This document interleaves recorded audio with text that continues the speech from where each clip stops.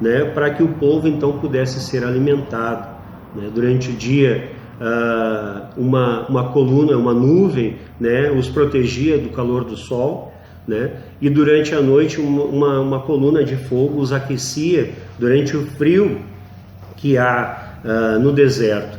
Também sabemos que as suas vestes, os seus calçados, eles não estragavam, eles não se consumiam, né? E isso é muito interessante nós sabermos, né, sobre essas coisas, para ver o cuidado de Deus com o seu povo. E assim tem sido por todos os períodos, né, toda a história da humanidade. O Senhor tem cuidado do seu povo e não vai ser diferente neste momento que estamos atravessando. Então havia fome, havia sede e havia cansaço.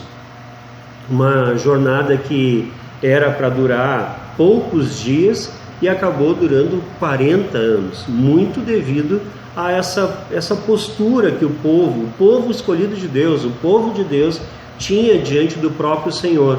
Mesmo com todos os sinais que eram mostrados, que o Senhor apresentava diante dos olhos, eles puderam ver. Hoje nós cremos por fé, mas esse povo viu, contemplou com seus olhos todos estes sinais, e mesmo assim este povo acabava por murmurar, né? Ele acabava por se queixar a Moisés contra Deus.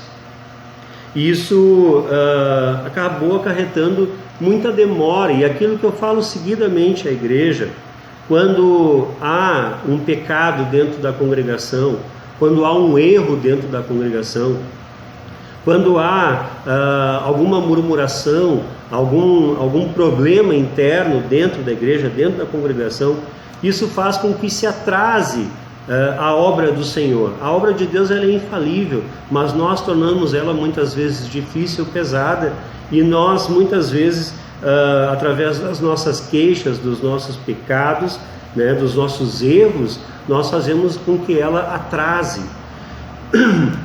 E a prova real disso que eu estou falando, é justamente passagens como essa que nós estamos lendo. Aqui diz no versículo 4 que partiram no Monte Or, pelo caminho do Mar Vermelho, a rodear a terra de Edom. Porque eles estavam passando por derredor da terra de Edom. Os edonitas, nós sabemos que são os descendentes de Esaú, irmão de Jacó, né? E eles sempre se colocaram opostos, eles se opuseram sempre ao povo de Israel por essa questão histórica, né, que sempre se colocou. E então, quando o povo de Israel se aproximou das terras de Edom, Moisés perguntou se pediu permissão para que se pudesse passar, para que pudessem atingir o local, chegar a Canaã. Mas o rei de Edom não permitiu, né? E Moisés ainda disse: não, tudo que nós consumirmos na terra de vocês, nós pagaremos. Mas o rei não permitiu. E Deus não permitiu que Israel se opusesse contra Edom, ou contra os edomitas naquele momento.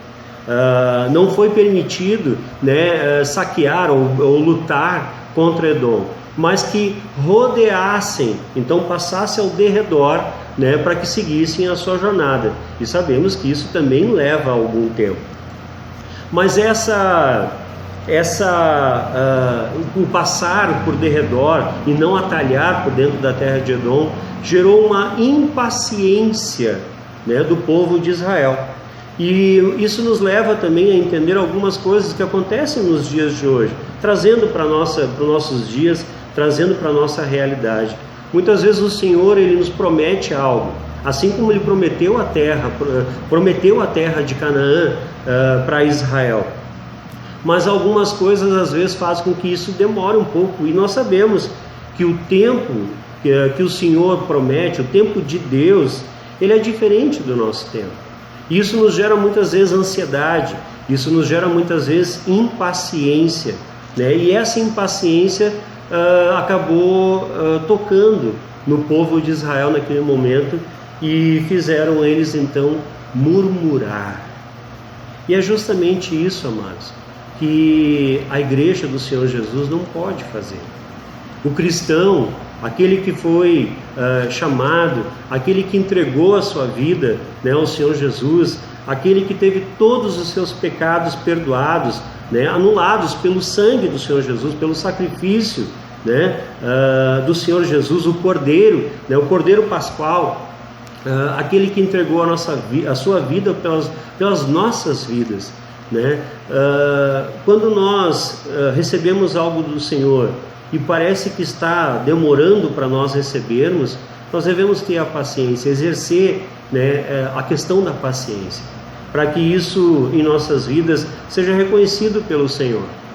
E não podemos de forma alguma, né, nos irarmos e principalmente murmurar, falar contra Deus, falar contra as nossas lideranças, as lideranças constituídas por Deus para conduzir o seu povo, conduzir a sua igreja.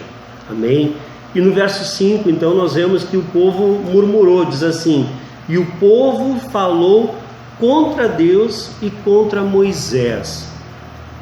Falar contra Deus, falar contra o líder constituído por Deus. Isso é algo terrível, meus amados. É algo que nós devemos sempre evitar durante toda a nossa vida, durante toda a nossa caminhada. Nunca murmurar, nunca falar contra Deus, nunca falar contra a liderança constituída, né? O Senhor nos orienta sobre isso, para que nós não sejamos assim, para que as nossas vidas não sejam atrasadas, porque a bênção que o Senhor prometeu para as nossas vidas não seja atrasada, não seja postergada, que não demore para que nós venhamos a receber, que nós tenhamos paciência, né? E vamos tratar de cumprir tudo aquilo que o Senhor nos ordena, mesmo parecendo que isso pode levar mais algum tempo, como foi o caso aqui que nós estamos tratando. Diz assim: nos fizeste subir do Egito para que morramos neste deserto, onde não há pão nem água. O murmurador, ele parece que sempre tem a sua razão, ele sempre acha que tem razão, ele sempre tem um argumento muito plausível, e ele sempre coloca isso de uma forma que parece que não tem uma outra maneira, né? Não tem um contra-argumento para isso.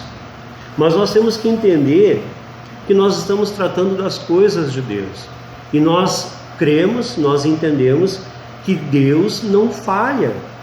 Quando Ele dá uma ordem, a ordem está dada, e quando Ele diz que algo irá acontecer, é porque vai acontecer. Nós não podemos de forma nenhuma, meus amados, murmurar contra Deus. Nossos argumentos podem sempre parecerem muito plausíveis, podem parecer muito corretos, mas nós estamos murmurando contra Deus. O Senhor já tinha mostrado grandes sinais, maravilhas diante dos seus olhos, e eles ainda tinham sempre o mesmo argumento, dizendo que fizeste sair do Egito para que morresse no deserto, de fome e de sede.